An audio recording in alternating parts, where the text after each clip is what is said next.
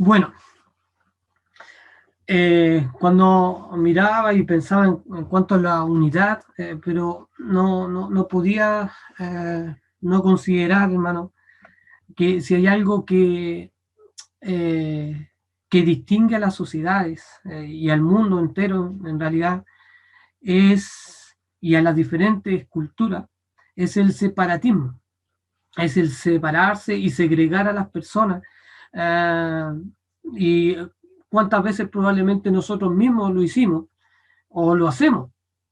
Segregar es una palabra que significa separar, marginar a una persona o a un grupo de personas por algún motivo social, político o cultural.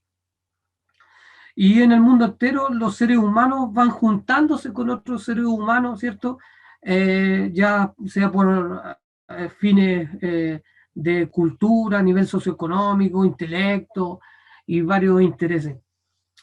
Esto se da en los colegios, se da en las universidades, se da en los trabajos, se da a donde usted vaya, se va a dar esto. Que usted está en un grupo, pero no necesariamente usted es parte de todo el grupo. Las personas se van separando, ¿cierto? Haciendo mini o pequeños grupos. Pero definitivamente donde esto no debería darse o donde no debiera ser así, es en la iglesia, ya que la iglesia es un cuerpo, somos uno en Cristo. Es más, el Señor Jesucristo en el Evangelio, ¿cierto? De Juan, él oraba al Padre y oraba precisamente por esto, por la unidad de la iglesia. Él oraba diciéndole, Padre, que ellos sean uno, como tú y yo somos uno. Entonces esto nos da la pregunta, ¿qué tipo de unión es la que el Señor o la que Dios espera de su iglesia? Como antes dije en el Evangelio de Juan, dice, para que ellos sean perfectos en unidad. La oración de Jesucristo al Padre era que no solamente nosotros seamos uno, sino que seamos perfectos en unidad. Y definitivamente eso no se puede lograr por nosotros mismos, por nosotros solos, porque somos seres imperfectos, seres pecadores, seres egoístas, los cuales cada uno siempre va prefiriendo y escogiendo sus propios intereses antes que del otro. Entonces esto tenía que hacerse por medio de Dios para que sea perfecto. Tenía que ser una obra de Dios para que esto pueda ser perfecto. Esta unión, la iglesia de Jesucristo disfruta de una unión entre sus miembros como la del Padre con el Hijo, por medio del Espíritu Santo. Esta es una unión eterna e indisoluble, pero hay algo que estanca o que paraliza también esta unión o comunión que nosotros podemos tener los unos con los otros, que es el pecado. ¿Ya? Sabemos que nosotros, sí, al ser salvos, tenemos una nueva vida, tenemos el Espíritu Santo, pero tenemos otra naturaleza dentro de nosotros. Y esa naturaleza no va a querer que esta unión indisoluble, ¿cierto?, que Dios ha hecho en la iglesia, se lleve a cabo, o crezca, o madure. Y vamos a ver el ejemplo, ya, yo estuve mirando y decía, chuta, este ejemplo, ¿cierto?, que me dieron, es de la iglesia modelo. Definitivamente, cuando uno quiera buscar una iglesia así como perfecta, perfecta, tiene que irse a la iglesia primitiva. Definitivamente, a la iglesia primitiva. El modelo de la iglesia perfecta la encontramos en Hechos, capítulo 2, y vamos a estar viendo del versículo 37 al 47.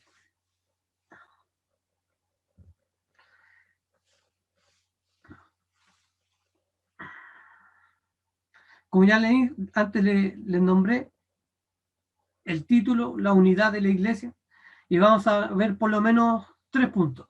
1, el comienzo de la iglesia. Número 2, la evidencia de la unión con Cristo. Y número 3, las consecuencias del actuar de los santos.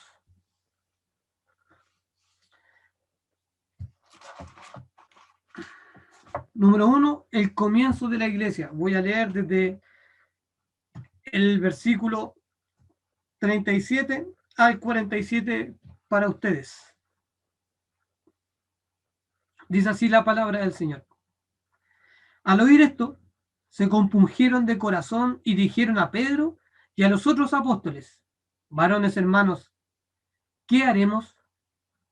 Pedro les dijo: arrepentíos y bautícese cada uno de vosotros en el nombre de Jesucristo para perdón de los pecados, y recibiréis el don del Espíritu Santo.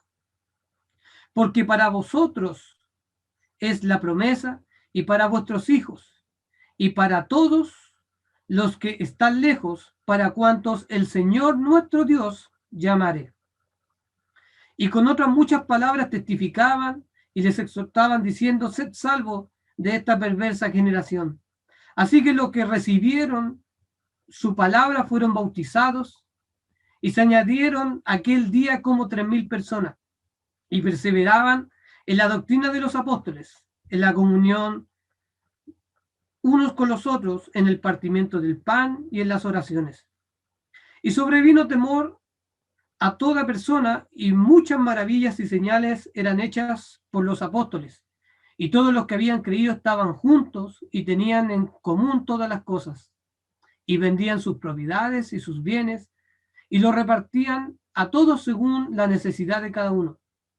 Y perseverando unánimes cada día en el templo, y partiendo el pan en las casas, comían juntos con alegría y sencillez de corazón, alabando a Dios y teniendo favor con todo el pueblo.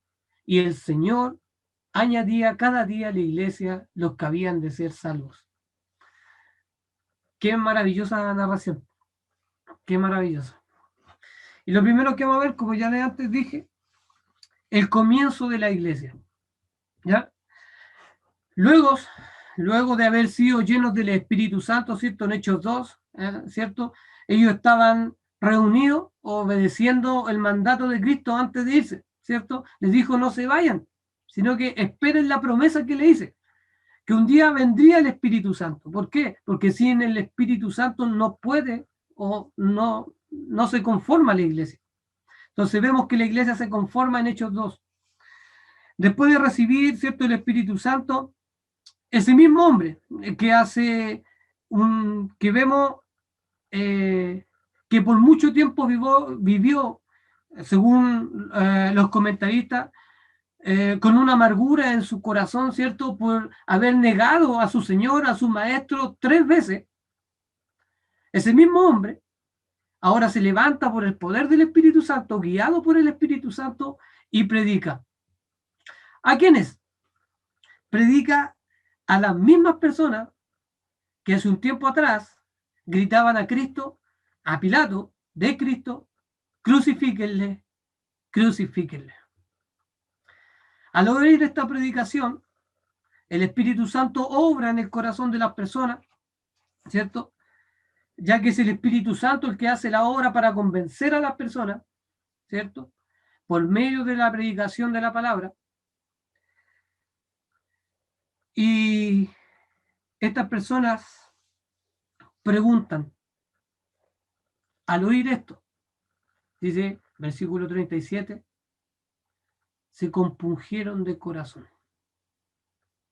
Al oír la predicación, al oír de que Pedro les decía: a quien sepa, por ejemplo en el 36 antes, sepa pues ciertísimamente toda la casa de Israel, que a este Jesús, quien vosotros crucificasteis, Dios la ha hecho Señor y Cristo. Esto produjo algo en el corazón de estas personas. Compungir es dicho de una persona, dice la RAE, contristarse o dolerse de alguna culpa o pecado propio. ¿Qué fue lo que pasó en el corazón y en la mente de estas personas? Ellos entendieron que habían crucificado, justamente lo que dijo Pedro, habían crucificado al santo, al Cristo, a aquel que ellos esperaban, ellos lo habían matado. Al compungirse ellos entendían que habían hecho algo mal. Y debido a esto preguntan a Pedro y a los apóstoles, ¿qué haremos? ¿Qué haremos si hemos pecado? Entendemos que hemos pecado, hemos entendido que hemos ofendido a Dios. ¿Qué haremos? Y la respuesta contundente del predicador fue, Pedro les dijo, versículo 38, arrepentíos y bautícese cada uno de vosotros en el nombre de Jesucristo para perdón de los pecados y recibiréis el don del Espíritu Santo. ¿Sabe que los judíos estaban familiarizados con lo que era el bautismo, con lo que era, cierto, el arrepentimiento? Muchos de ellos iban al templo, ellos sabían lo que era el arrepentimiento. Por ende, probablemente ellos no tardaron mucho en entender qué es lo que tenían que hacer. Pero este arrepentimiento para ellos significaba que a ese mismo que ellos habían rechazado, a ese mismo que ellos habían crucificado, a ese mismo que ellos habían blasfemado, ahora tenía que ser parte de su vida. Ahora lo tenían que vivir. Y eso es lo que estaban entendiendo estas personas y eso es lo que entendieron estas personas. Ahora ya no solamente vamos a proclamar a Cristo, vamos a vivir a Cristo. Ellos tenían que estar dispuestos a vivir a Cristo. Y vemos la evidencia del arrepentimiento. Vemos la evidencia del arrepentimiento. Y el inicio o el comienzo de la iglesia no se puede dar si no es porque las personas primero se arrepienten. Creen y se arrepienten. Nosotros no podríamos ser integrados, no podríamos haber sido bautizados, ¿cierto? Como nos enseñaba el pastor la semana pasada, si no hubiésemos arrepentido, si no nos hubiésemos arrepentido de nuestros pecados, entendiendo que íbamos por otro camino, ¿cierto? Y ahora, ¿cierto? Hay un cambio de pensamiento, hay un cambio de mentalidad en donde caminamos hacia otro sentido. Ahora nuestra vida ya no es contraria a Cristo, sino es en Cristo. El comienzo, como había dije, de una persona en el cuerpo de Cristo, ser bautizada en el cuerpo de Cristo, es el arrepentimiento y la fe en el Señor Jesucristo. Estas personas debían estar dispuestos a que su manera de pensar y mirar a Cristo fuese distinta y hasta identificarse públicamente. Pedro les dice, no solamente ustedes tienen que arrepentirse, ahora ustedes tienen que públicamente manifestar que a ese que rechazaron, que a ese que crucificaron, ahora ustedes lo van a proclamar. ¿Cómo? Bautizándose. Bautizándose. Y de inicio, ¿cierto?, a esta iglesia, el Espíritu Santo, la obra del Espíritu Santo. A todo esto, muchos comentaristas, ¿se acuerdan que estuvimos en la escuela dominical estudiando, ¿cierto?, el libro de los Hechos, hace 2 años atrás? Y bueno, algunos comentaristas que dicen que el libro de los Hechos perfectamente podría llamarse los Hechos del Espíritu Santo, porque vemos el Espíritu Santo obrando. No es simplemente los hombres, esto es obra de Dios. Sin la obra de Dios, la unidad en la iglesia, que un hombre pase de muerte a vida, no podría darse. Es imposible, es imposible. Esto es un milagro. Que usted y yo podamos tener vida eterna, hermano, es un milagro y es obra de Dios. No hay nada nuestro, nada. Entonces, se produce el cambio de mente. Estas personas con respecto al Señor Jesucristo por medio del arrepentimiento. ¿Cuántas personas hoy día, hermano, me preguntaba cuántas personas hoy día han escuchado el nombre de Cristo, hablan del nombre de Cristo, creen en el nombre de Cristo, opinan de Cristo? Pero ¿cuántos de ellos están dispuestos a vivir a Cristo? Estas personas estaban dispuestas a vivir a Cristo. Ahora que Cristo y sus enseñanzas fueran parte total de su vida, hermano. Hoy día encontramos muchas religiones, hermano. Encontramos a muchas personas que hablan de Cristo y personas que ni siquiera son creyentes, nombran a Cristo. Incluso hablan de enseñanzas de Cristo, pero ellos son incapaces, porque no tienen el Espíritu Santo, de poder vivir a Cristo.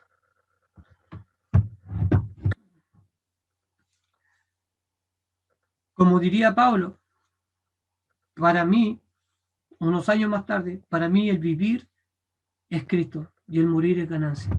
Eso solamente lo puede hacer alguien que ha sido regenerado por el Espíritu Santo, poder vivir a Cristo. Cuán distinto es saber de Cristo a vivir a Cristo. ¿Es así como vive su iglesia? Entonces, podemos ver cómo fue el comienzo de la iglesia, que no fue una obra del hombre, si bien Dios usó a hombres para hablar su palabra, pero fue obra de Dios. Es obra de Dios. Sin fe, sin arrepentimiento, nadie puede ser incluido en la iglesia universal. Nadie puede ser parte de la iglesia universal. Debe haber arrepentimiento y fe en Jesucristo. Número 2, evidencia de la unión con Cristo. Cuando alguien ha sido regenerado, cuando alguien ha nacido de nuevo, hay evidencias. Hay evidencia. Comienza la iglesia con casi 3.000 personas. ¿Se imagina una iglesia con 3.000 personas? Tendríamos que ocupar el terreno completo para construir y hacer el segundo piso, hasta tercer piso, ¿se imagina? Y empieza la iglesia, ¿cierto?, con 3.000 personas. Probablemente los líderes de la iglesia, todos dedicados el 100% de su día a la obra del Señor, enseñando lo que el Señor le había mandado y demandado. Ellos no enseñaban simplemente lo que ellos querían. Ellos no enseñaban un judaísmo. Ellos no enseñaban una religión, porque ellos entendían que habían vivido toda su vida en una religión muerta. Ahora enseñaban vida. Cristo es vida. Cuando Jesucristo se fue, ¿cierto? Mateo, capítulo 28, Él les dio una ordenanza, les dijo, id ahora, ¿cierto? Porque a mí me ha dado toda la potestad, por eso yo los envío a ustedes ahora. Vayan y hagan discípulos, enseñándoles que guarden todas las cosas que yo os he enseñado a ustedes. Y los tenían que bautizar también, retomando el bautismo de la semana pasada. ¿Qué produjo en la iglesia las enseñanzas de los apóstoles?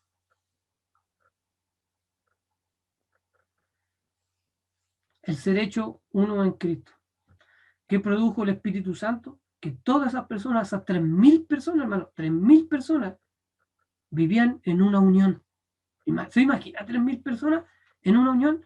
¿Sabes que cuando uno está en el trabajo, todos somos un equipo? Eso es lo que siempre te dicen, ¿cierto? Cuando hace la reunión el jefe los llama de todas las áreas, ¿cierto? Y dice, todos nosotros somos un equipo, así que tenemos que actuar como un equipo y andar como un equipo, ¿cierto? Y todo eso. Pero en la práctica eso no se ve. Y a mí me pasa varias veces porque usted sabe que en los supermercados hay, o si es que no lo sabe ahora yo se lo explico, hay como límite. Y si hay algo de lo que yo me acuerdo, entre paréntesis, todos los días en mi trabajo, yo todos los días me acuerdo, una enseñanza que el pastor una vez dijo sobre el lindero. No traspase el lindero. O sea, no sé si se recuerdan, hace mucho rato en Proverbios. ¿Por qué? Porque hay demarcaciones, pero no hay una línea. Es invisible. Entonces está contada como por caras, se llama cada producto. Y ahí tú te das cuenta que todos los días tú llegas y tus caras están corridas hacia acá, o te faltan 4 o 5 caras y uno tiene que hablar con la persona y decirle, mira, tú vas hasta acá, ¿cierto? Y todos los días lo mismo. Pero eso no debería ser si somos un equipo, ¿cierto? En un equipo cada uno también se va ayudando. Entonces, en el mundo vemos que se conforman equipos, pero no necesariamente en la práctica se ven. En la iglesia debiera ser distinto, porque somos uno en Cristo. Ni siquiera somos un equipo, somos un cuerpo. Somos más que un equipo, somos un cuerpo y tenemos la misma cabeza. ¿Qué hacían estas personas? La evidencia, ¿cierto?, de la obra del Espíritu Santo, perseveraban. Versículo 42, perdón, 41, y se añadieron, y así que los que recibieron su palabra fueron bautizados y se añadieron aquel día como 3.000 personas. ¿Y qué hacían estas 3.000, como 3.000 personas? Perseveraban. Perseverar, la palabra se traduce, ¿qué significa? Es, se mantenían constantes en la obra que producía el Espíritu Santo, a pesar de, puede ser el cansancio, a pesar de las limitaciones, ellos se mantenían constantes, constantes, constantes. Hermano, nosotros sabemos que nos cansamos, sabemos que tenemos cuerpo, ¿cierto? Y él demanda descansar, demanda comer, ¿cierto? Demanda alimentarse. Y muchas veces vamos a estar cansados, muchas veces nos vamos a cansar. Y creo que muchas veces cuando estoy muy cansado, le comento siempre a mi esposa, siempre el Señor usa un texto que escribió Pablo, que alienta y dice, porque aún no habéis soportado hasta la sangre. Perseverar es seguir adelante, aún a pesar de todo lo que pueda estar pasando. Estos hermanos, si bien en este momento no estaban teniendo oposición, como la tuvieron más adelante, pero ellos perseveraban. ¿Perseveraban en qué cosas? Número 1, en la doctrina de los apóstoles. La iglesia es fundada y su base está en la palabra del Señor. Sin la palabra del Señor no hay nada. Sería un club social, simplemente. Pero la iglesia, la base de la iglesia y del crecimiento de la iglesia es la escritura, es la palabra del Señor. Y estas personas amaban la palabra de Dios, amaban la palabra de Dios.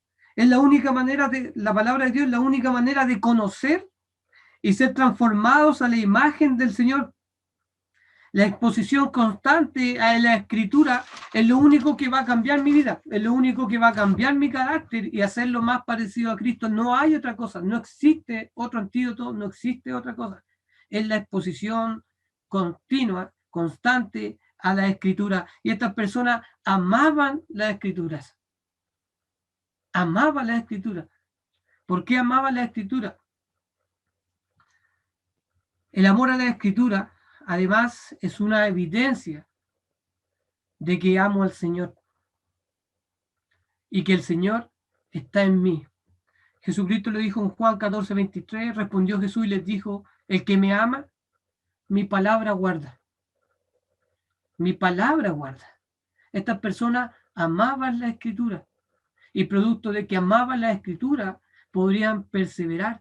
Hermano, ellos no estaban, yo me ponía a pensar en esta semana, en todo el tiempo que he podido pasar estudiando esto, hermano, ellos todos los días tenían predicación. Usted se ha puesto a pensar, todos los días predicación, 3 horas de predicación, ¿se ha puesto a pensar en eso, no? Supongamos 3 horas de predicación. ¿Se expondría usted a 3 horas diarias de predicación? ¡Ah, qué aburrido! Hermano, ellos todos los días perseveraban en eso. ¿Y por qué lo hacían? Porque amaban la escritura. Alguien que no ama la escritura no se expondría. Amaba la escritura.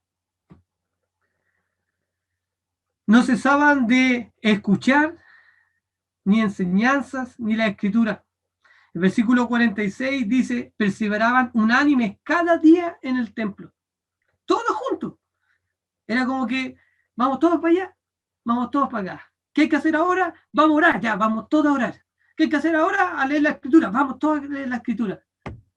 Hermano, yo trato de imaginarme en la escena y me conmueve. Me conmueve poder vivir una vida así. Una vida así. Todos los días habían predicaciones. Quizá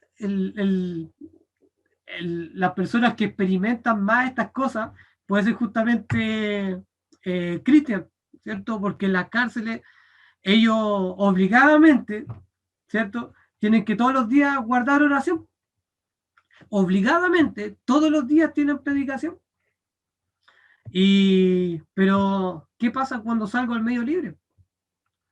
Ya no me expongo todos los días a predicaciones. Ya no me expongo todos los días obligado a la oración. Y es un desafío. Es un desafío. Ellos todos los días perseveraban, perseveraban. Perseveraban también, número 2, en la comunión los unos con los otros. El exponerse, ¿cierto? La escritura, el ser transformados por medio de la escritura, causaba también que ellos podían tener comunión los unos con los otros. Era tal la exposición del corazón de estas personas a la enseñanza que ya no se consideraban a ellos mismos como superiores a otros, sino que se veían todos como un solo cuerpo. Hermano, es increíble lo que hace la palabra del Señor y cuando yo realmente dejo que mi corazón sea moldeado por ella. Hay cosas que van a cambiar, hay cosas, intenciones dentro de mí que van a ser distintas, tienen que ser distintas. A nosotros, hermanos, no nos toca hacernos uno en el Señor. Eso es importante entenderlo. No es su responsabilidad, mi responsabilidad hacernos uno. Eso ya fue hecho. Eso fue una obra perfecta del Espíritu Santo, hecha por Dios. No nos toca a nosotros ser uno. Lo que nos toca a nosotros es conservar esa unidad, es crecer en unidad, es guardar esa unidad. Ya hemos sido hecho un cuerpo. Lo que no nos toca también es dividir la iglesia. Es dividir la iglesia. Cuando estas personas probablemente se pudieran, si estas personas que estaban ahora de esta manera actuando, si estas personas se hubiesen estado apartando de la palabra de Dios, lo más probable es que hubiesen dividido el cuerpo. Eso es lo normal, es lo natural que puede pasar. Si bien vemos el ejemplo de esta iglesia, ya, como ya te dije, la iglesia modelo, pero también en la escritura vemos otros tipos de iglesias. Porque uno quizás podría decir, ah, yo quiero ser parte de la iglesia de Jerusalén. Pero también estaba la iglesia de Corinto. ¿Se acuerda de ella? Que también era un cuerpo en Cristo. También tenían el mismo espíritu. Tenían buenos enseñadores, tenían la misma palabra, quizás más revelación. Pero eran carnales. Era una iglesia que estaba dividida. Estaba la iglesia de los Gálatas. ¿Se acuerda que Pablo tenía que escribir a los Gálatas? Que habían dejado entrar otras enseñanzas. ¿Se acuerda que en Apocalipsis Dios le escribe a la iglesia de Éfeso? Que aun cuando tenía todo, probablemente habían hecho muchas cosas buenas, pero habían abandonado algo tremendamente importante, su primer amor. Me gustaría que me acompañe a Éfeso, hermano, a la carta de Pablo a la iglesia de Éfeso.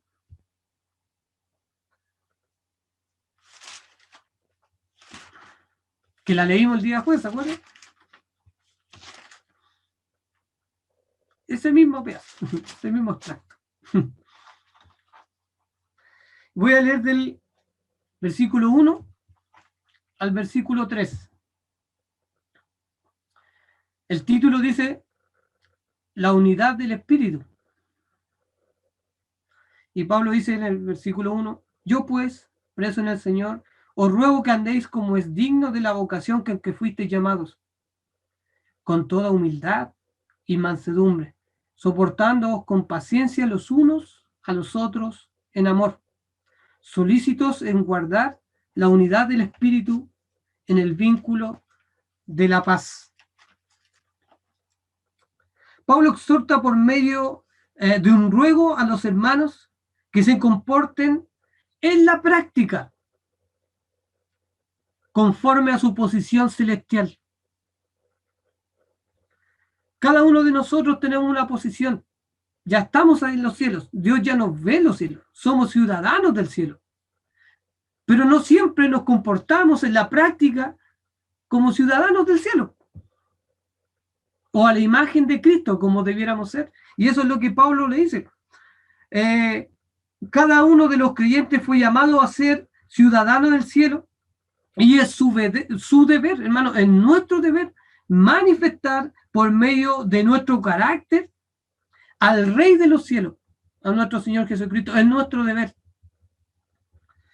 Pero sabemos que cada día experimentamos una batalla, la cual nuestra naturaleza caída, ¿cierto?, quiere ganar. Aun cuando sabemos que Cristo ya lo venció, Él está vencido. Pero evidentemente vemos en nosotros esa batalla, la cual cada día, hermano, probablemente usted y yo somos derrotados en algún área o en algún momento de nuestra vida, de la cual Pablo decía, en ese momento yo me siento miserable. Ay, miserable de mí. Es por eso que el apóstol da por lo menos unas órdenes para poder cuidar y guardar la comunión entre los creyentes. Ya no estamos en la iglesia de Jerusalén y vemos que hay cosas que pueden estar pasando o van a pasar en la iglesia. Entonces Pablo dice, en la iglesia de Éfeso, le dice a los hermanos y también para nosotros, mira, hay 4 cosas por lo menos que ustedes pueden cuidar. ¿Para qué? Para que la unidad de la iglesia se pueda sostener y pueda crecer. Y una de esas es ser humilde. Esta palabra nos enseña que cada uno de los que compone el cuerpo de Cristo debe tener una baja autoestima de sí. Pablo dice en el mismo en la carta a los Efesios, capítulo 3, versículo 8, a mí, que soy menos que el más pequeño de todos los santos. Pablo tenía una correcta imagen de sí mismo. Una correcta imagen. No tenía una más alta imagen de sí. Tenía una justa y correcta imagen de sí porque era lleno del Espíritu Santo y el Espíritu Santo lo llevaba a mirarse de manera correcta a sí mismo. Vivimos en un mundo en donde todos luchan en todas las áreas por ser el mejor. Y la arrogancia es pan de cada día. Hermano, esto usted lo puede ver en todas las áreas y en todas partes. Usted que tenga contacto con las personas va a haber orgullo, va a haber arrogancia. Es parte de la sociedad, es parte del ser humano. Pero hoy día también vemos en nuestra sociedad que si alguno tiene una baja autoestima, es débil de carácter o tiene que ir al psicólogo. A Pablo lo hubiesen mandado al psicólogo si él dice, mira, yo soy el más pequeño de todos los... Pablo, ¿sabes que tú estás mal? Tenías que ir al psicólogo a hacerte ver. ¿Cómo puede ser que tú te sientas tan pequeño, tan apocado? Eso va a decir el mundo, hermano. Pero en la iglesia de Dios, así debiera ser. Si yo no me veo a mí como el más pequeño, yo voy a ser incapaz, hermano, de servir con excelencia a mi hermano, aunque sea el más pequeño. no lo voy a poder hacer porque mi orgullo me lo va a impedir, porque mi arrogancia me lo va a impedir. Necesito mirarme de una manera correcta, con humildad. El sentirse más valioso que otros hermanos destruye y quebranta la unión que tenemos en Cristo. La destruye y la quebranta. Impide que yo quiera saber de mi hermano, interesarme de mi hermano, poder ayudar a mi hermano. Lo impide. El orgullo imposibilita el perdón entre los hermanos. No, él tiene que venir a mí a pedirme perdón.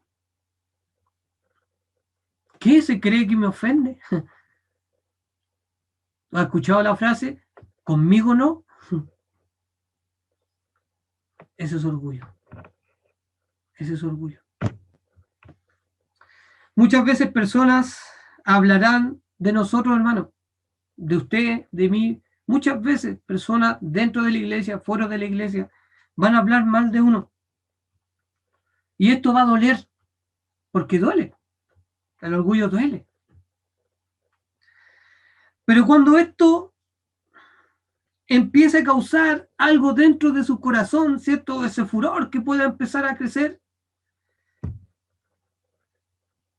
hermano, recuerde y recordemos lo que somos sin la gracia del Señor y lo que merecemos sin la gracia del Señor. No somos nada, nada sin la gracia del Señor. No merecemos nada sin la gracia del Señor. No importa cuán mal puedan hablar de nosotros y cuán injusto esto sea, aún se quedan cortos de lo malvado que somos. ¿O no? Un día llega una persona y yo cuido siempre mi espacio, yo siempre voy a cuidar mi espacio porque en mi contrato de trabajo, una de las cosas que me exige mi empresa, como ellos pagan mucha plata por esos espacios, es que yo tenga que tener los espacios que ellos pagaron. A veces cuando no tengo producto, no tengo problema en decirle al de al lado que tiene mucho, córrete unos espacios para acá, total, después cuando me llegue lo rectificamos. Pero hay personas, como ya antes les decía, que no, pues que llegan y lo hacen a la mala nomás, pues te tiran los productos para el lado y se ponen ellos ahí. Entonces un día una niña hace lo mismo y yo la vi, porque yo estaba al lado de ella y ella me corrió y yo ya había ordenado todo. Y me hace así, desordena todo y pone esos productos. Entonces yo le digo, señorita, disculpe, pero ese espacio es mío y aparte tengo hartos productos como para poner. Si quiere, abajo yo tenía otros productos que no tenía. Le dije, si quiere, póngala abajo. Y me dice, oiga, qué peleador usted, me dice. Yo le digo, no, solamente estoy cuidando mi espacio. No, me dice, si me habían dicho que usted es bien cuadrado a sus cosas. Entonces yo le digo, ¿sabe qué? Eso que le dijeron, se quedaron cortos porque yo soy peor que eso. Y me queda mirando así, bueno, después se va.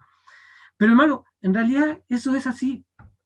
Alguien podría hablar algo mal de nosotros. Hermano, nosotros somos peor que eso. Somos pecadores. Somos pecadores, somos redimidos. Podemos vivir de una manera diferente, pero seguimos siendo pecadores.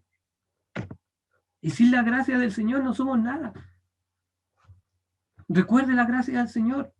Viva de manera humilde. Pablo le dice a los Corintios, capítulo 4, versículo 7, ¿por qué? ¿Quién te distingue? ¿O qué tienes que no hayas recibido? Y si lo recibiste, ¿por qué te glorías como si no lo hubieras recibido? Hermano, ¿qué tenemos que sea nuestro? ¿Qué somos en los cuales podamos galardonearnos por nosotros mismos? Nada. Un hombre o una mujer humilde no va pidiendo o exigiendo que lo traten como piensa que es correcto. porque sabe la paciencia, el amor, misericordia que Dios usa con él cada día. Cada día, hermano. Cada día. Número 2, mansedumbre. Y es especial esta palabra porque mansedumbre, ¿cierto? Alguien la definió como poder bajo control. Pero hay personas que piensan que algunos tipos de personas son humildes porque no hablan, porque no dicen nada, pero en realidad no necesariamente que no hablen o no digan nada quiere decir que sean mansos, sino algunos piensan que es debilidad de carácter, son inseguros de sí mismos, ¿cierto? Y no se atreven definitivamente a hablar. Del Señor se dice que era manso y humilde de corazón. Y si hay algo que el Señor no tenía, era debilidad de carácter. Él no tenía debilidad de carácter. El hombre manso mantiene su temperamento controlado y antepone los intereses del reino del Señor y los intereses de su prójimo antes de los suyos propios. Donald Carson dice de la mansedumbre, es el deseo controlado de hacer que los intereses de los demás pasen por delante de los intereses nuestros. Muchas veces he escuchado que una persona, ¿cierto?, que se aira con facilidad, que es fuerte de carácter. Pero la verdad que esto tampoco es fortaleza de carácter, sino debilidad de carácter. El no poder controlar su enojo frente a una situación. Eso también provoca división. Aun cuando tenga que defender lo que cree que debe ser, debe hacerlo con mansedumbre, demostrando en todo el carácter de nuestro Señor Jesucristo. Eso no quiere decir, hermano, que uno no deba o no pueda defender un punto o algo que es verdad. Pero la manera de hacerlo debe ser mostrando en todo el carácter de nuestro Señor Jesucristo. Así debiera ser. Y 3 dice paciencia. Y esta palabra se define como capacidad de ser herido una y otra vez sin quejarse. Imagínense. Chuta, los pastores tienen que ser pacientes, ¿eh? Sí o sí, no cabe otra. Da la idea de permanecer durante largo tiempo bajo extrema presión. Hay que ser paciente. Soportar, tolerar, soportar, ¿ya? Tolerar el mal sin querer vengarnos.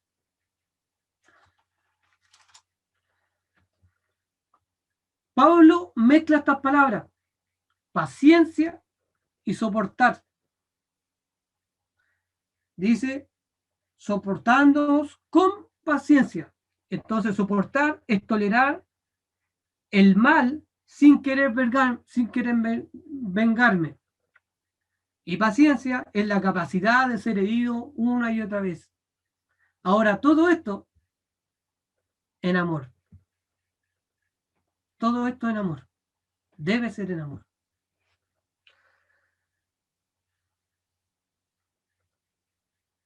Esto habla de la capacidad de quejarme de lo que me han hecho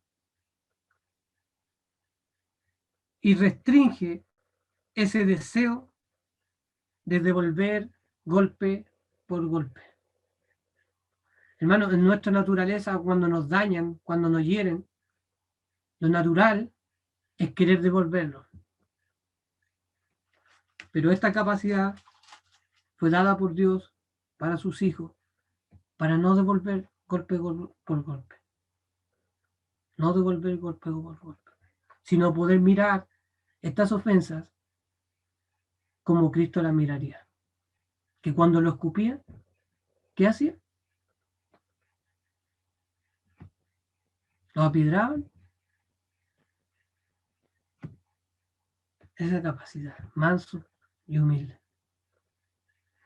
Y cuarto, solicitud en guardar esta unidad. Solícitos. Hay que poner énfasis en eso. Debemos poner lo mejor de nuestro mejor empeño por cuidar la unidad de la iglesia.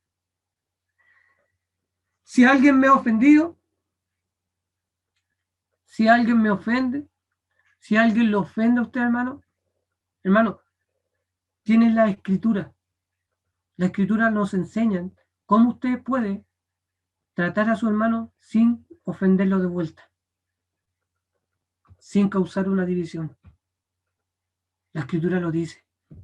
Si un hermano lo ofende, ore por él. Vaya a ver a su hermano. Siéntese con su hermano, hable con él, a solas.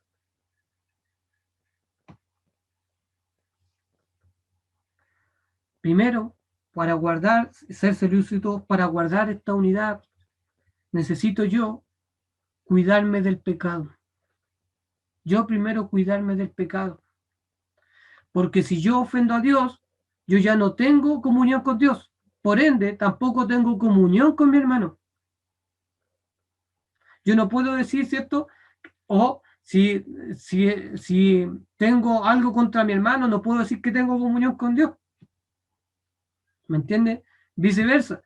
Entonces yo necesito primero cuidarme del pecado, de que el pecado se aloje en mi corazón, de yo andar en pecado.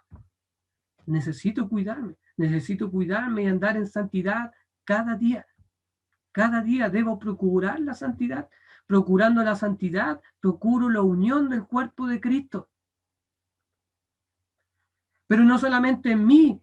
Si yo veo a mi hermano que está pecando, ¿qué debo hacer? ¿Criticarlo? Decir, oh, este ya anda pecando de nuevo. Querer ir ante mi hermano y ayudarlo. Orar por mi hermano. Eso es guardar con solicitud la unión de la iglesia. No estamos para criticarnos, estamos para crecer, para ayudarnos, para avanzar. Lo más probable es que esta iglesia, en hechos, eso es lo que hacían. Ellos no eran perfectos, ellos eran igual que nosotros, pecaban, hermano. Probablemente muchos de ellos pecaron, pero los hermanos, guiados, ¿cierto?, por las enseñanzas de Jesucristo, cuando Él decía, amaos los unos a los otros, lo practicaban. Si mi hermano se estaba desviando, los voy a buscar. Si yo veo que mi hermano se está desviando, los voy a buscar. Para que permanezca en la comunión, en la unión de la iglesia. Si veo que mi hermano no ha venido en 3 semanas, lo llamo, lo voy a ver, oro por él. Algo le debe estar pasando a mi hermano. Es mi cuerpo también. Solícitos en guardar la unidad del cuerpo de Cristo.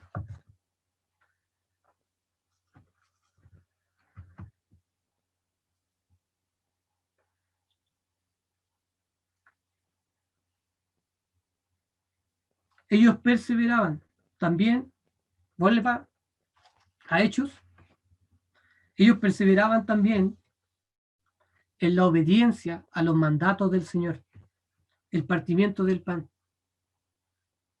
Perseveraban en la doctrina, la comunión, en el partimiento del pan. Y esto hace alusión, ¿cierto?, a la cena del Señor. Ellos se reunían, ¿cierto?, el primer día de la semana, que era día domingo. Según la cultura, este día domingo es cuando los esclavos tenían libre. Y muchos esclavos eran parte de esta iglesia también.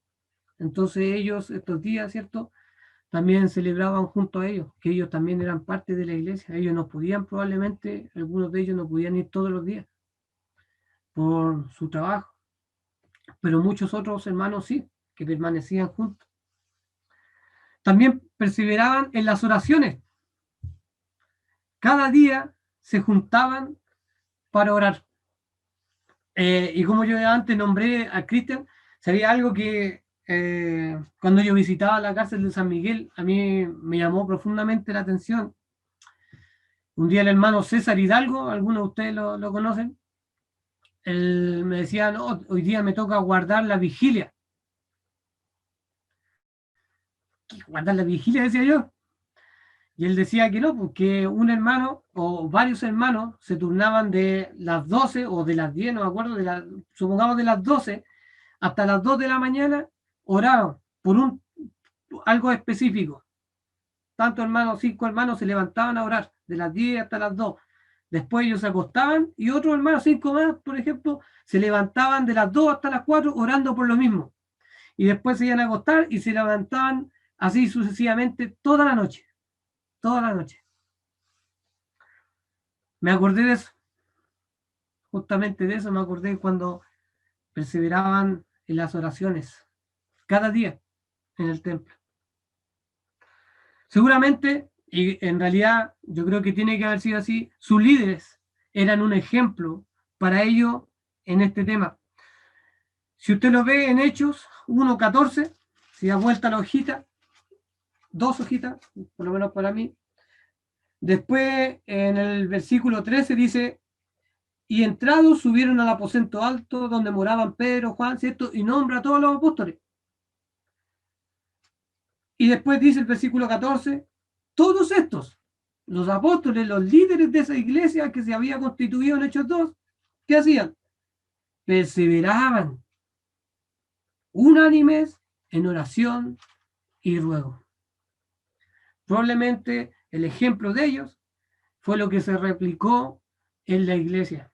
Y por eso es que ellos los llevaban, ¿cierto? Y les enseñaban que esto es importante. Si hay una cosa importante para la iglesia es la oración. Es cuánto oramos.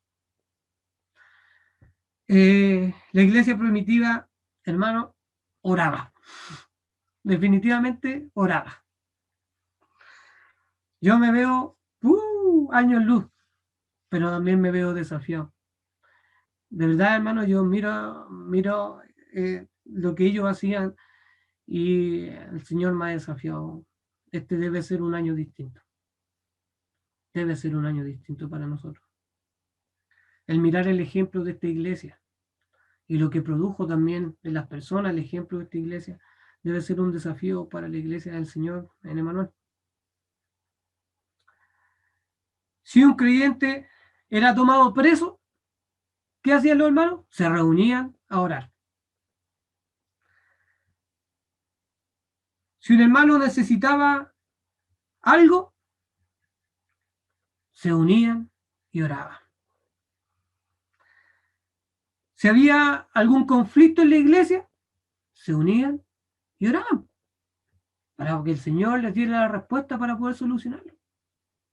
Todo cuanto pasaba, los hermanos se unían y oraban. Eso es lo que vemos en la iglesia de Jerusalén. Eran constantes en la oración. Probablemente lloraban por sus líderes también. Constantes en la oración por sus líderes. Probablemente, si viviésemos en ese tiempo, el domingo hay predicación. ¿Quién predica? Bueno, predica el hermano Cristian. Probablemente la iglesia oraba toda la semana por su líder. Hermano, las personas que van a predicar, las personas que van a enseñar, esa semana antes, viven cosas. Y es deber de la iglesia sostenerlos en oración. El enemigo no está contento con que uno esté estudiando la escritura para que la iglesia sea edificada. Yo creo que le pregunto a cualquiera de mis hermanos que enseña, si ellos para la semana antes de predicar es como un pan con mantequilla. No es así. Sufrimos embates. Y necesitamos de la iglesia. Necesitamos las oraciones de la iglesia. ¿Cuándo? Todos los días. Todos los días.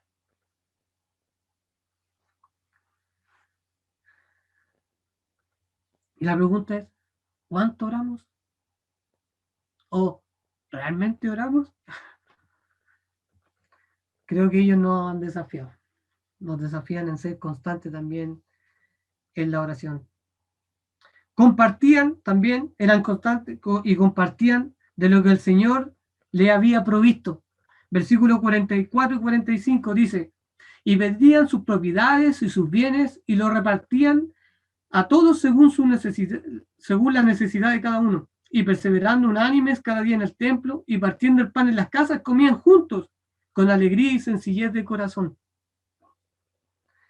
Compartían de las cosas que poseían porque entendían que Dios se lo había dado y ellos eran meros administradores de lo que tenían.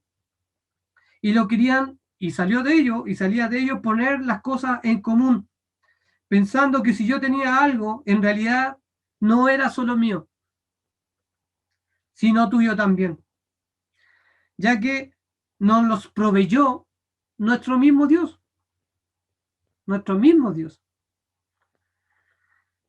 Me lo proveyó a mí, pero también para compartirlo.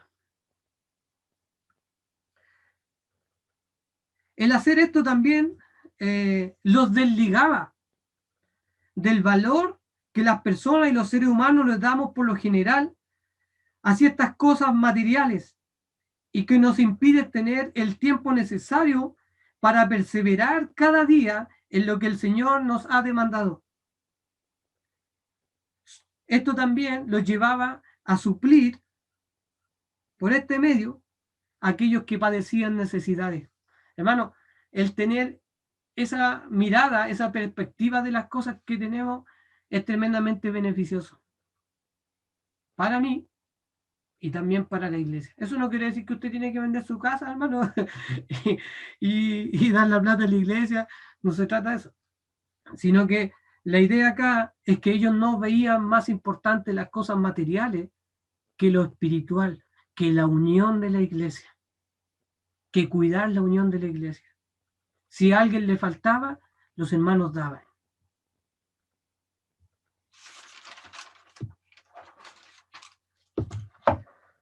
Todo esto lo hace posible el amor de Dios, el amor del Señor en ellos y la obediencia a su palabra y a la guía del Espíritu Santo. En esto se manifiesta en la iglesia, de manera evidente. El amor de Cristo es evidente en las personas. Se manifiesta por medio de sus actos, por medio de sus obras.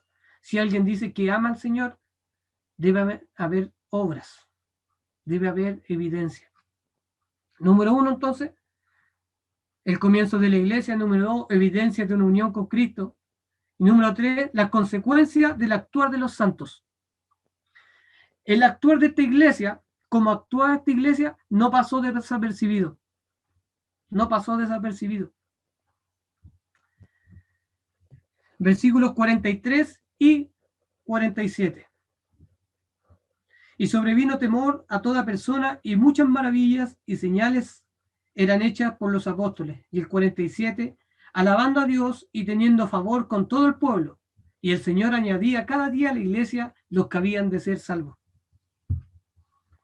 Sobrevino temor, dice versículo 43. Por consecuencia de las maravillas y las señales que los apóstoles estaban haciendo, ¿cierto? Por medio del Espíritu Santo, las personas tenían un temor reverente hacia el Señor. Nos dice que probablemente todos eran creyentes, pero sí tenían un temor reverente hacia lo que era la iglesia. Dice también, tenían los hermanos, la iglesia gozaba del favor de todo el pueblo. Del favor de todo el pueblo. Cuando yo miraba esto, venía automáticamente a mi mente que vuestra gentileza sea conocida por todos. Probablemente eran personas gentiles, no gentiles como la palabra es, no gentiles y publicanos, pero eran personas gentiles, eran personas amables, eran personas que saludaban a sus vecinos, eran personas que los vecinos cuando los veían probablemente los veían alegres, los veían contentos, los veían disfrutando. Y eso, hermano, no pasa desapercibido. No sé si usted le ha pasado alguna vez en algún trabajo o en algún lugar que usted está o está haciendo algo y está cantando al Señor. Alguien se le ha acercado y le dice, oh, qué lindo, qué bueno que esté cantando. ¿Sabe qué, hermano? Eso no pasa desapercibido. Cuando el corazón del creyente está contento, está lleno del Espíritu Santo, no pasa desapercibido. Las personas lo notan, las personas lo pueden ver. Producto de la armonía y la vida en unión que tenía la iglesia, no solo crecía en amor entre ellos, sino también que era evidente a aquellos que observaban de lejos y simpatizaban con la manera de vivir de los hermanos. Tenían la simpatía de las personas. Y yo me pregunto, ¿así nos ven nuestros vecinos? Así debieran vernos nuestros vecinos. Así debieran vernos. Ellos son distintos. Nos gusta cómo son ellos. Así debiera ser. Probablemente esas cosas opinaban las personas acerca de los creyentes. Ellos son buenas personas. Ellos son amables. Ellos se aman.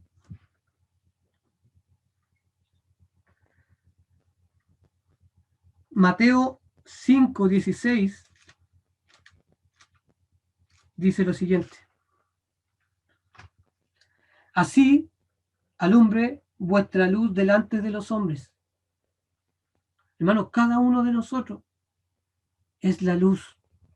Somos luz. Transmitimos la luz de Cristo.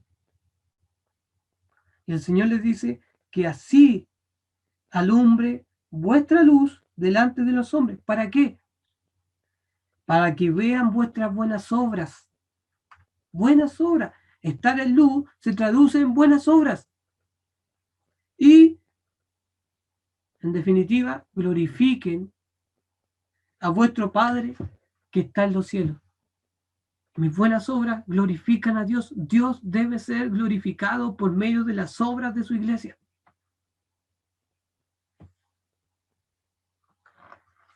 ¿Qué más?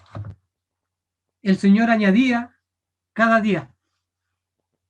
Hermano, no es su trabajo y no es mi trabajo añadir gente a la iglesia.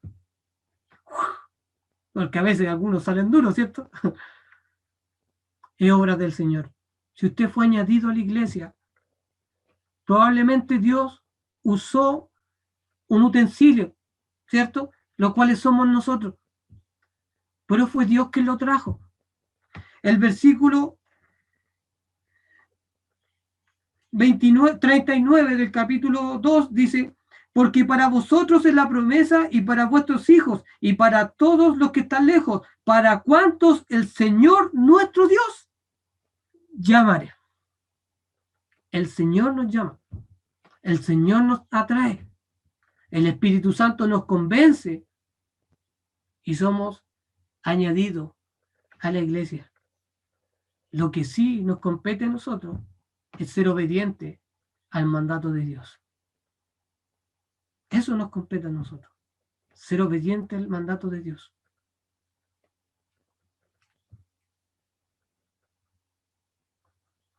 Cristo dijo en Juan 6:44 lo siguiente.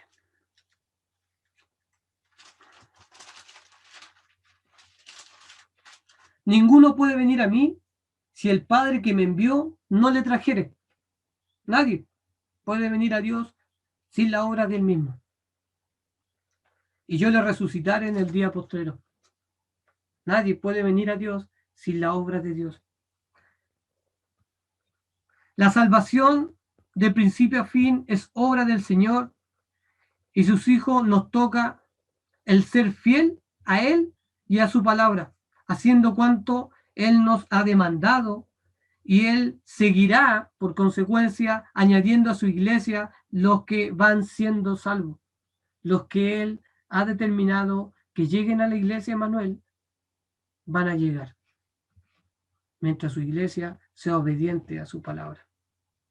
Él va a seguir añadiendo, Él va a seguir añadiendo. Hermano, la pandemia no ha parado al Señor. El Señor no está en fase 1, ni en fase 2. El Espíritu Santo sigue obrando libremente en las personas y añadiéndolas a la iglesia de Jesucristo. Probablemente tenemos ciertas limitaciones, sí, pero hoy día también contamos con medios masivos como son las redes sociales, en las cuales usted también puede hacer evangelismo por medio de ellas, sí o sí. Hermanos, los quiero animar a que en su comunión con la iglesia y nuestra comunión con la iglesia, hermano, sea mejor cada día.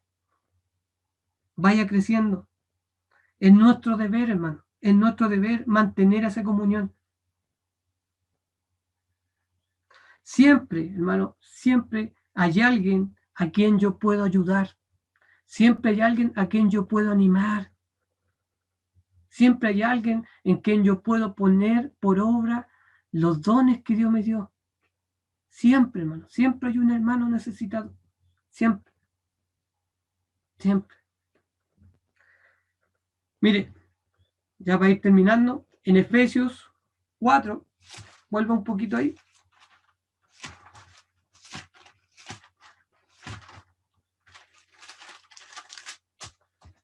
¿Cierto? Dios nos dice, o Pablo escribe algunas cosas para mantener la unidad, ¿cierto?